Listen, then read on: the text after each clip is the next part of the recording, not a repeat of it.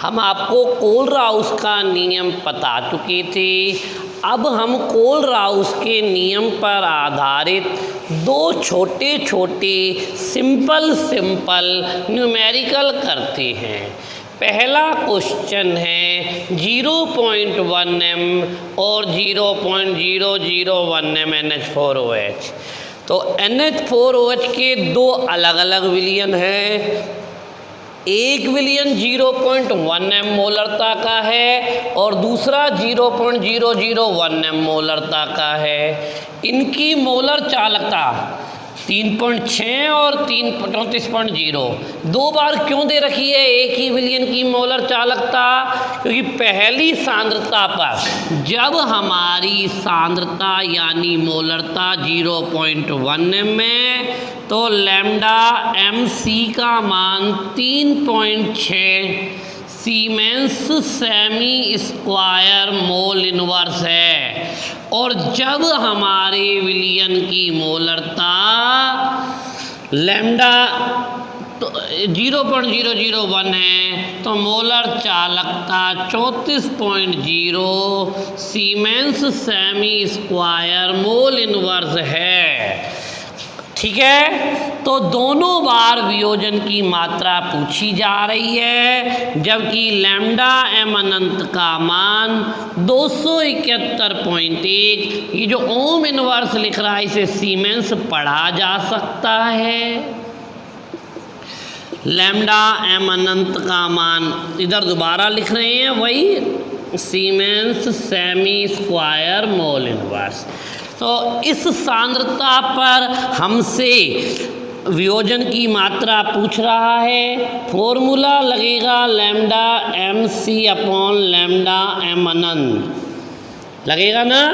तो lambda mc की value 3.6 बट्टे 271.1 जो भाग देने पर आएगा वही इस सांद्रता पर इस मोलरता पर मोलर चालकता है। अब हम इधर आ जाते हैं। इस सांद्रता पर मोलर चालकता होगी lambda mc upon lambda m अनंत यानी 34 बट्टे 271 जो भाग देने पर आएगा वो इस। तो वियोजन की मात्रा निकल कर आ गई। पहली सांद्रता पर वियोजन की मात्रा इतनी है और दूसरी सांद्रता पर वियोजन की मात्रा इतनी है। आपको एक कैलकुलेशन करनी है। वियोजन की मात्रा का कोई मात्रक नहीं होता, यह एक मात्रकहीन राशि है। एक बार पुनः 0.1 m तथा 0.001 m दो विलयन है, दोनों विलयन NH4OH के हैं। दो बार मोलर चालकत्व दे रखे हैं। मोलर चालकत्व यानी मोलर चालकता, क्योंकि मात्रक बता रहा है siemens semi square mole inverse लिख रहा है तो ये मोलर चालकता का मात्रक है। चाहे उसने यहाँ पर मोलर चालकत्व लिख दिया लेकिन मात्रक तो कह रहा है ना ये मोलर चालकता है। इस सांद्रता पर तो पहली सांद्रता पर मोलर चालकता इतनी है, देखो 3.6 लिख दी, और इस सांद्रता पर मोलर चालकता 34 है। और हमारे प्रश्न में अनंत तनुता पर मोलर चालकता भी दे रखी है। तो वियोजन की मात्रा अल्फा निकल कर आ जाएगी लैम्डा mc बट्टे लैम्डा m अनंत। दोनों सांद्रताओं पर अलग अलग मोलर चालकताएं वियोजन की मात्राएं निकल कर आ जाएंगी। अब हम अगले प्रश्न को देखते हैं। 0.025 मोल लीटर इनवर्स, ये मोलरता दे रखी है।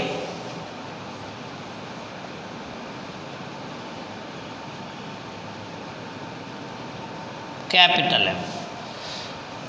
मैथेनोइक अम्ल के विलयन की चालकता लैम्डा mc बराबर 46.1 siemens semi square mole inverse. वियोजन स्थिरांक, वियोजन की मात्रा पूछ रहा है। वियोजन स्थिरांक, वियोजन की मात्रा के लिए लैम्डा m अनंत की मान की जरूरत पड़ेगी।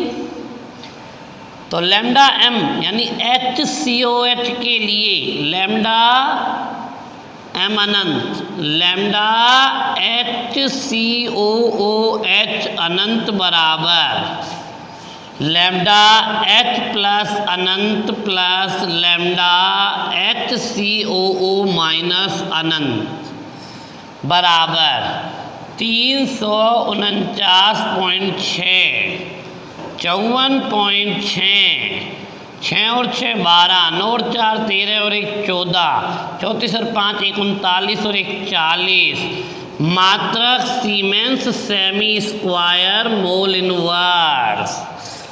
लैम्डा एम सी का मान दे रखा है, लैम्डा एम अनंत का मान यहाँ से आ गया।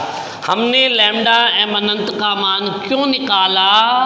क्योंकि हमें वियोजन की मात्रा निकालनी है। वियोजन की मात्रा अल्फा का सूत्र क्या है? Lambda M C upon lambda M अनंत। लैम्डा एम सी कहाँ है? ये रहा 46.1 और लैम्डा एम अनंत कहाँ है? 404.2। तो लैम्डा एम अनंत कैसे निकाला? मैथेनॉइक अम्ल के लिए लैम्डा एम अनंत का मान H धन आयन की मोलर चालकता जो अनंत अनुता पर मोलर चालकता और HCO माइनस की अनंत अनुता पर मोलर चालकताओं के योग के तुल्य होगा। ये दे नहीं रख, ये हमको पिछले प्रश्न में हमको लैम्डा एम अनंत का मान दे रखा था। यहाँ लैम्डा एम अनंत का मान हमें अप्रत्यक्ष तरीके से निकालना है। 46.1 बट्टे 404.2 का मान आ गया 0.11। अल्फा की वैल्यू कितनी निकल कर आ गई भैया? 0.11।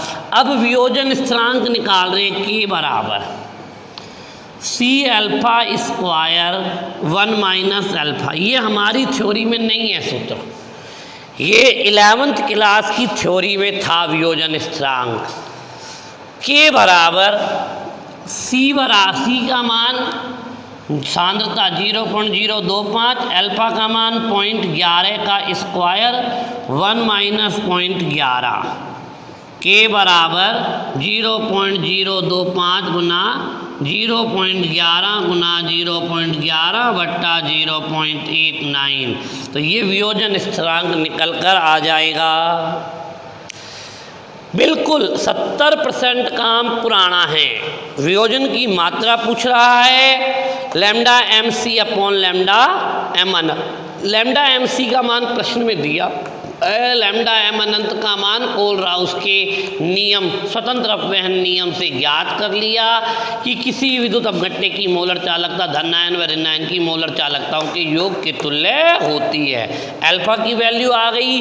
वियोजन स्थिरांक अल्फा का सूत्र आपको यहाँ याद करना पड़ेगा, थ्योरी में नहीं था। सी अल्फा स्क्वायर बट्टे 1 माइनस अल्फा कैलकुलेशन कर लेंगे, ये वियोजन स्थिरांक आएगा। अभी हमने आपको यहाँ पर कोलराउस के नियम के 2 न्यूमेरिकल करके दिखाए। अब मैं आपको एक नया टॉपिक पढ़ा रहा हूँ जो हमने 11th क्लास में पूरा पढ़ाया भी हुआ है। टॉपिक का नाम है विद्युत रासायनिक सेल। विद्युत रासायनिक सेल क्या है? ये विद्युत रासायनिक सेल, इन सेलों में रासायनिक ऊर्जा के व्यय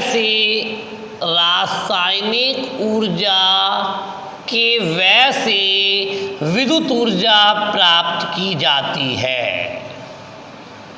वह युक्ति जिनमें रासायनिक ऊर्जा के व्यय से विद्युत ऊर्जा प्राप्त होती है। अच्छा, आप बाजार से शुष्क सेल लेके आते हैं, ड्राई सेल जो बड़े बड़े रेडियो में डलते हैं।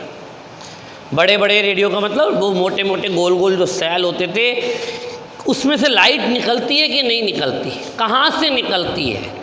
उसके अंदर जो रासायनिक ऊर्जा है, केमिकल एनर्जी है, वो लाइट में बदल रही है। तो वह युक्ति जो रासायनिक ऊर्जा को विद्युत ऊर्जा में बदल दे क्या कहलाती है? विद्युत रासायनिक सेल कहलाती है। इसके अंदर ऑक्सीकरण अपचयन अभिक्रिया होती है। इसके अंदर ऑक्सीकरण अपचयन अभिक्रिया होती है। अब मैं इसका एक उदाहरण है गैल्वेनिक सेल।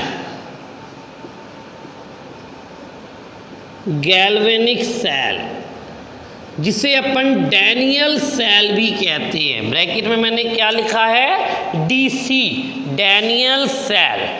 अब इस डैनियल सेल को मैं पढ़ाने जा रहा हूँ। पहली बात, विद्युत रासायनिक सेल जो रासायनिक ऊर्जा को विद्युत ऊर्जा में बदलते हैं, इनमें ऑक्सीकरण अपचयन अभिक्रिया होती है जो स्वतः प्रवर्धित होती है। इनकी ऑक्सीकरण अपचयन अभिक्रियाओं से इलेक्ट्रॉनों का प्रवाह होता है, अर्थात धारा प्रवाहित होती है। अब मैं आपको क्या पढ़ाने जा रहा हूँ, डैनियल सेल। डैनियल सेल के अंदर दो प्रभाग होते हैं, देखिए भैया ब्लैक बोर्ड पर। एक भाग में Zn धातु की छड़ को ZnSO4 के विलयन में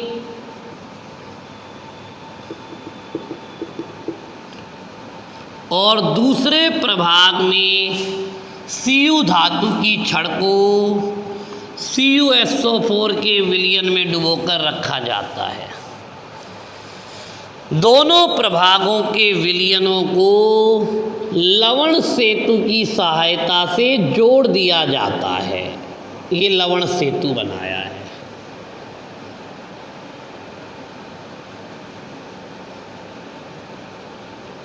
यह लवण सेतु यू आकार की एक नलिका होती है जिसमें KCl/KnO3 जैसा अक्रिय पदार्थ भरा हुआ होता है और दोनों तरफ रुई की डांट लगी हुई होती है। यह लवण सेतु दोनों प्रभागों के विलयनों को आपस में मिलने नहीं देता, लेकिन आयनों का प्रवाह बनाए रखता है। इन दोनों इलेक्ट्रोडों को एक चालक तार द्वारा जोड़ने पर बाह्य परिपथ में इलेक्ट्रॉनों का या प्रवाह होने लगता है, अर्थात बाह्य परिपथ में विद्युत प्रवाहित होती है। एक बार यहाँ तक की बात को दोबारा देखेंगे।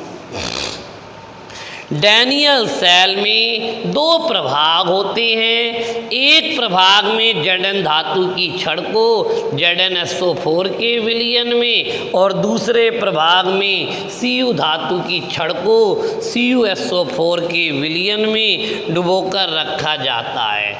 दोनों प्रभागों के विलयनों को लवण सेतु की सहायता से जोड़ दिया जाता है और लवण सेतु के अंदर KCl अथवा KnO3 जैसा अक्रिय पदार्थ लगा होता है जिसके मुख पर रुई की डांट लगी हुई होती है।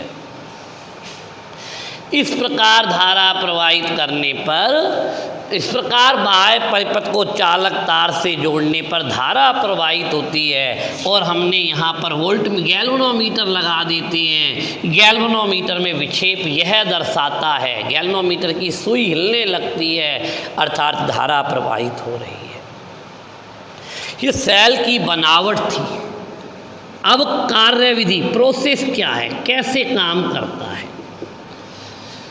सेल में Zn धातु की छड़ को ZnSO4 के विलयन में डुबोकर रखा गया है, अतः Zn व Zn+2 के मध्य साम्य स्थापित हो जाता है। Zn व Zn+2 के मध्य साम्य स्थापित हो जाता है।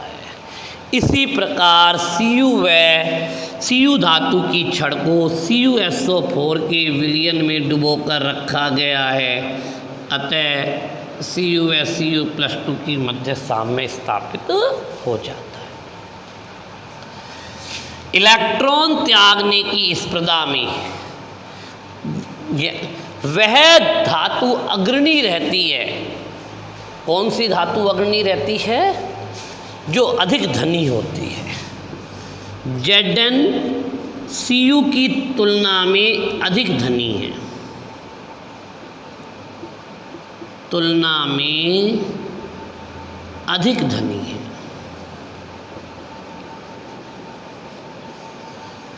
Zn Cu की तुलना में अधिक धनी है, अतः Zn 2 इलेक्ट्रॉन त्याग कर Zn+2 बनाती है, समीकरण 1, और Cu+2 2 इलेक्ट्रॉन ग्रहण करके Cu में अपचयित हो जाता है, समीकरण 2। क्या लिखा अपन ने? Zn 2 इलेक्ट्रॉन त्याग कर Zn+2 बनाता है, और यानी Zn की छड़ पर ऑक्सीकरण होता है। Zn ही इलेक्ट्रॉन क्यों त्यागेगा? क्योंकि Zn Cu की तुलना में अधिक धनी है, अतः Zn की छड़ पर ऑक्सीकरण हो रहा है, अर्थात Zn की छड़ पर ऑक्सीकरण हो रहा है, और Zn की छड़ एनोड का कार्य कर रही है। कॉपर दिया 2 इलेक्ट्रॉन ग्रहण करता है, अपचयन होता है, क्या बना लेता है? यह कैथोड का कार्य करता है। एनोड की छड़ पर ऑक्सीकरण होता है, Zn की छड़ पर ऑक्सीकरण होता है, यह एनोड का कार्य करता है। कॉपर की छड़ पर अपचयन होता है। अच्छा, Zn पर ऑक्सीकरण, Zn ने 2 इलेक्ट्रॉन क्यों त्यागे? क्योंकि Zn ज़्यादा धनी है। Zn त्यागेगा तो ग्रहण कौन करेगा? कॉपर। इन दोनों क्रियाओं, ये प्रत्येक इलेक्ट्रोड पर होने वाली अभिक्रिया को अर्ध शैल अभिक्रिया कहते हैं।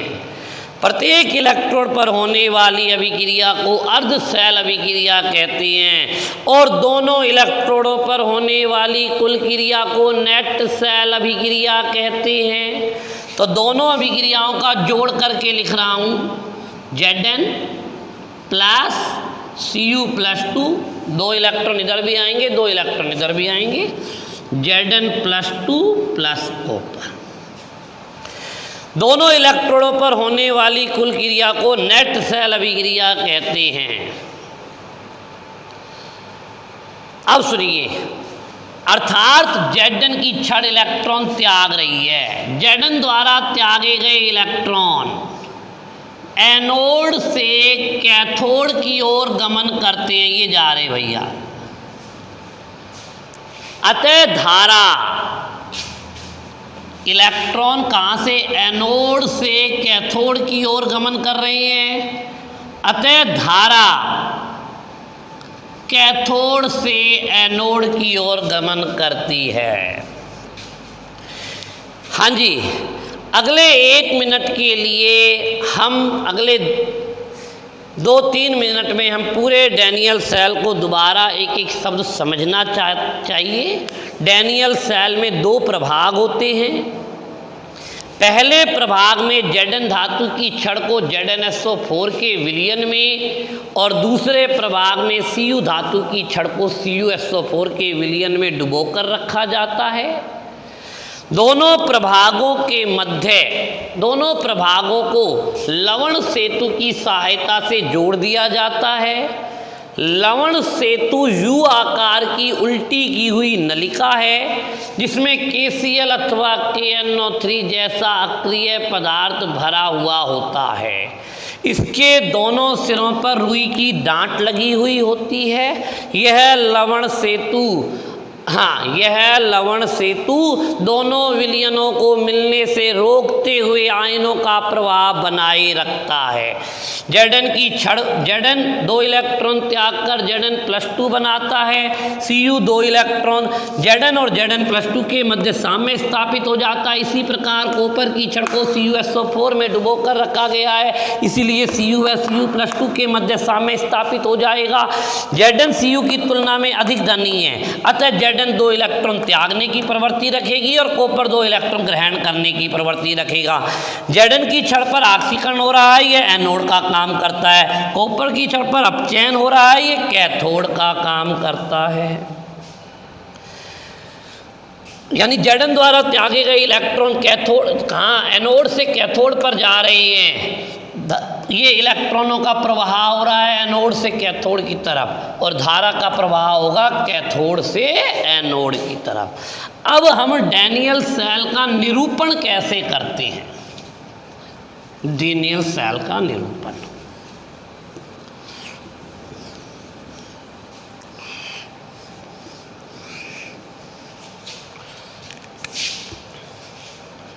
निरूपण Zn धातु की छड़ को ZnSO4 के विलयन में डुबोकर रखा गया था और ये दो डंडे बीच में लवण सेतु को दर्शा रहे हैं और कॉपर धातु की छड़ को CuSO4 के विलयन में डुबोकर रखा गया था।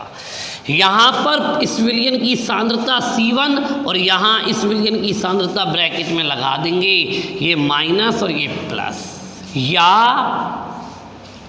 जरूरी नहीं है ZnSO4 लिखना है, Zn+2 लिखकर भी काम चलाया जा सकता है, क्योंकि हमारे काम तो Zn आया था ना, यानी ZnSO4 की जगह ZnCl2 भी हो सकता है।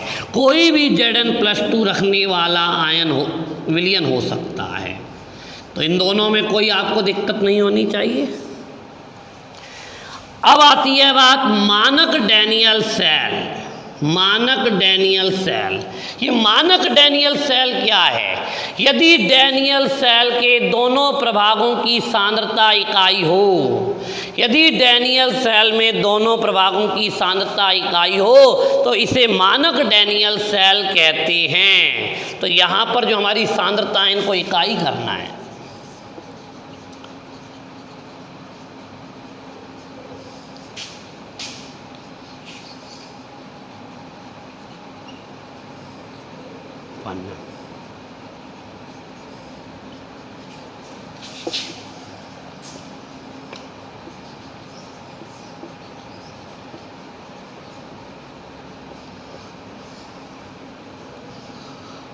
हाँ जी, कोई दिक्कत है? Cu+2 1 है, बस क्या चेंज करा मैंने? सांद्रता को इकाई कर दिया। ठीक है भैया, ये हमने आपको डैनियल सेल का निरूपण पढ़ाया। आज इतना ही पढ़ाएंगे, कल सेल के विभव के बारे में पढ़ाया जाएगा कि इन सेलों के विभव क्या होते हैं।